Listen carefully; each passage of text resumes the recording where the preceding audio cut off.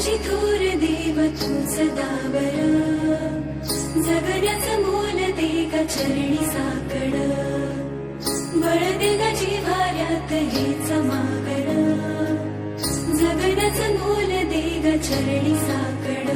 ये साकड घाली तो गाभाऱ्यात माथा, आभाळावरून राहू देर कृपा, नमन तुझे मी करीतो र देवा, भरून झरू दे तुझी चर कृपा.